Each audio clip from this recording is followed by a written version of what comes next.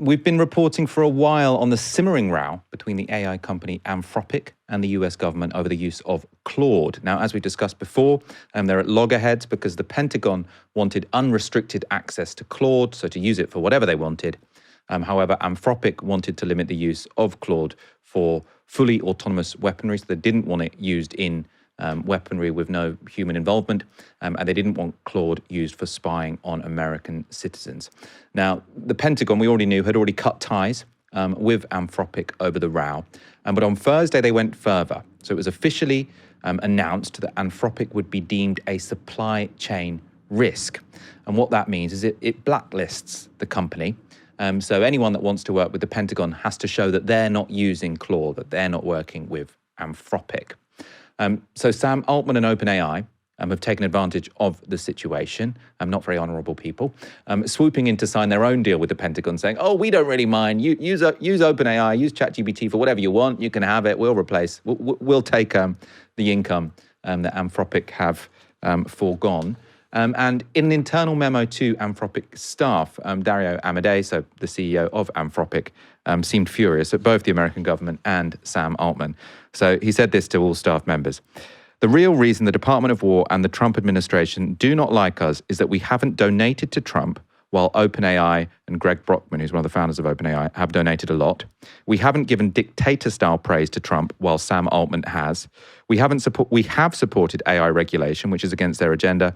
We've told the truth about a number of AI policy issues like job displacement, and we've actually held our red lines with integrity rather than colluding with them to produce safety theatre for the benefit of employees. And that's a reference to OpenAI, who have tried to say, oh, we've also signed up to some safety commitments, even though they're not worth the paper they're written on.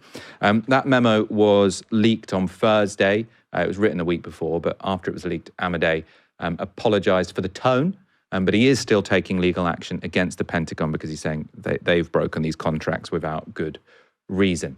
So should we praise Amodei for taking a stand for his beliefs and for AI safety? Is he one of the tech CEO good guys? Well, the historian Rutger Bregman is among those who thinks he does deserve credit. So Rutger Bregman says, my God, finally, after all the cowardly law firms, universities, media networks, tech oligarchs bending the knee, after all their disgusting sucking up to Daddy Trump, finally a CEO with a real backbone, finally a CEO who shows real moral leadership. Dario Amodei, thank you.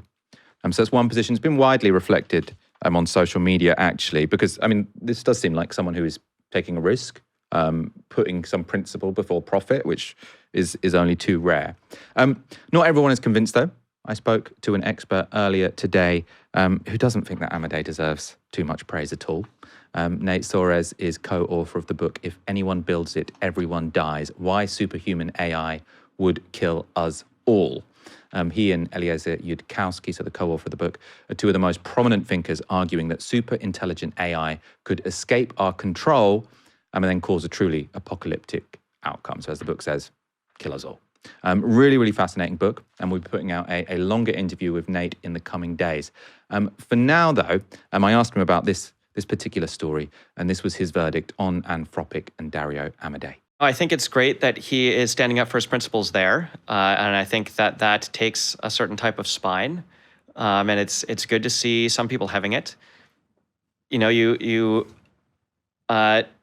You also got to see this in the context where, Anthropic also has or used to have what they called responsible scaling policies, where they made commitments to, not release AIs that might be horribly dangerous in certain ways.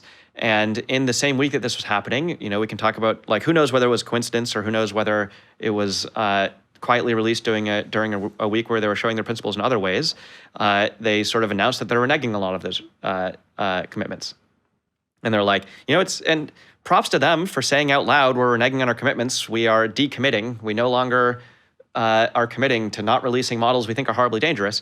But if you sort of look at the reasoning about hey, why are you backing off from those commitments? The reasoning is sort of well, no one else was doing these commitments, and we were finding it really hard to figure out whether our models were horribly dangerous, and we were finding that we had a lot of internal pressure to tell ourselves our models weren't dangerous when they might be. And our answer to this is to remove the commitment that we're not going to release a horribly the dangerous responsible thing. scaling commitment was to say, the moment we think we have a model which we cannot sort of certify as safe, we'll shut it down or not release it. And they've said, oh, actually, that threshold was a bit Turns out that's too hard. Yeah. And it's... The DoD stuff, though, I mean, because your argument is, if we make superintelligence, we can't guess how it will kill us, but it will find a way. And does that mean that you're relatively unmoved about whether or not the Department of Defense has unrestricted access to advanced AI? Because ultimately, if the advanced AI can't kill us with fully autonomous drones, which it's been provided access to by the Pentagon, it will find a different way. Is this sort of arranging deck chairs on the Titanic?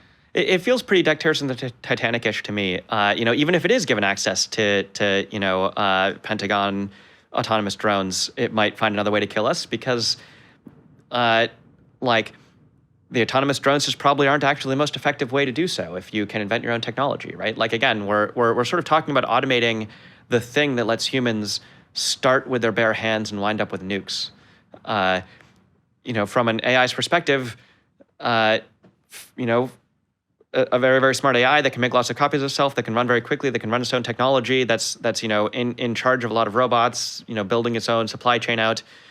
Probably it's just easier and faster if, so it might not even worry about killing the humans if it doesn't worry about us too much. Maybe it just keeps on building automated factories that produce more robots, that produce more factories, that produce more robots, and those just spread through the continents, and humans just die underfoot. And it just defends itself if we sort of send in humans with guns. Maybe it doesn't try to actively kill us, or maybe if it worries about the nukes, it tries to actively kill us. But it's probably faster to do that with a virus once it's at the point where it doesn't need us than it is to do it with guns that the Pentagon happened to hand it. So whether or not it really gets access to Pentagon weaponry, I think that has very little to do with whether the AI is dangerous on a civilizational scale. That's more about, is it really smart yet? Can it escape the lab? Can it autonomously reproduce? Can it make smarter AIs? Those are where the sort of civilization-threatening lines are. What we can see with the DoD stuff is who has what kinds of principles.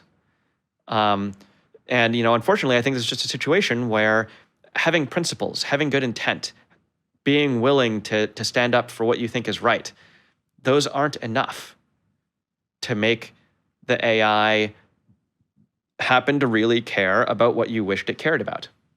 Because obviously, I mean, I suppose you can say Dario Amodei looks a lot better than Sam Altman at this moment, because Dario Amodei sort of said, I've got these red lines, I'm not moving them. And Sam Altman comes in and says, oh, okay, we'll provide you a model with no limits. So, I mean, it's all relative, isn't it? And he looks braver. Or less sort of purely cynical. Sure, but this is all monkey politics around who gets to stand closest to the suicide bomb when they press the suicide bomb button, right? So sure, one person's a more moral person who, or maybe one person is sort of has more principles, and the more principled person presses the kill everybody button. It's okay, can we not press the kill everybody button? And I think what Dario Amodei should, I suppose actually. So a question I have, do you think Dario Amodei has and I'm focusing on him because he seems like the one who most plausibly does have some principles, right? Sam Altman, I think, does seem like potentially just a cynical sociopath. I don't know the guy, but that's sort of an impression I have formed. Dario Amodei seems like a more reasonable person. Do you think he has an intellectual disagreement with you? I think the people who start these companies are selected for thinking they're going to be able to keep control of very, very powerful AIs. I've had a number of debates on this issue with Dario over the years. I'm not entirely sure whether how you classify the disagreement. Dario these days is less skilled than his company's chatbot at summarizing the arguments for why alignment is difficult. Sometimes he'll write things where he's we'll have it under control because of this, that, or the other. And you don't need to listen to these concerns because of this or that reason. And you can just go ask Claude, his company's chatbot, what might somebody worried about AI alignment say to this, and it'll have, quite a bit better understanding of the difficulties than Dario writes. Is this because, like, Dario has a cleanly staked out academic position where he's got like strong counter arguments to the arguments? I don't really think so.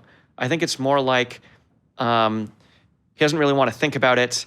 He's the sort of person who doesn't feel like you need to think about it. You're looking at a selection effect of like the sort of person who thinks it's okay, the sort of person who by their own admonition says, I think there's 25% chance this goes horribly wrong, and thinks it's okay for themselves personally to roll those dice. A lot of people don't start a company like that. You're looking at the sort of person who does. And I mean, I think Dario Amodei, if we take your argument sort of seriously, which I do, I mean, we're going to get onto this at the moment. I think a political problem here is that, someone like myself, I don't feel like I have the expertise or understanding to say, I agree or disagree with you. All I feel confident saying is, I take your argument seriously. But we'll park that for one moment.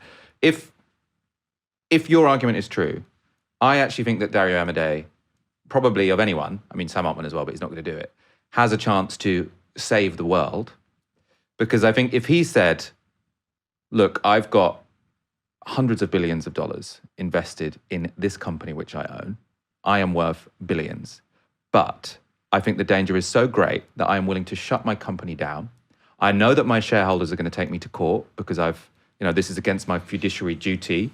I will presumably be breaking some contracts because they've signed all of these deals with NVIDIA or various companies to buy their GPUs, and now they're not going to do that anymore.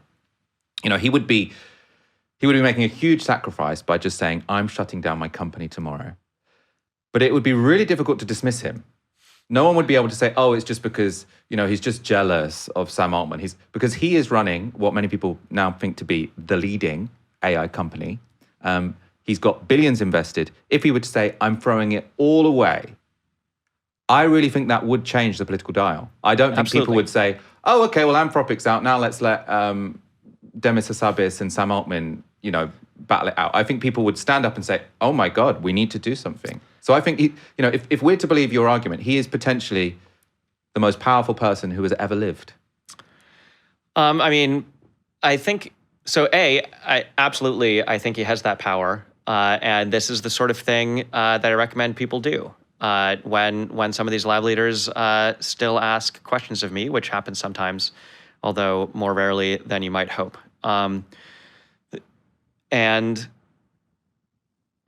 Often I even say, without throwing away those billions, you can and I think should be begging the world to shut everybody down, including you. That's sort of like an obvious consequence of saying you think there's this huge chance of catastrophe.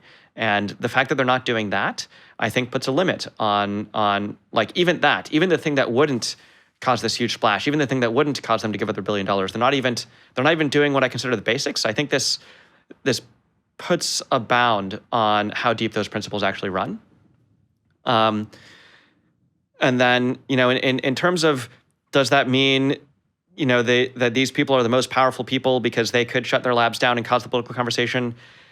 The way that this would wind up saving us is the rest of the world seeing that as an alarm and putting in place a treaty of we're just not rushing towards super intelligent AI. Nobody understands this. We're nowhere near ready. You would still need the world to react properly. You would still need world leaders around the world to say, we are stopping the suicide race out of fear for our lives. In some sense, that is the power that saves the world, and the power that I think these company executives have is the power to alert the world, which I absolutely think they should be using more.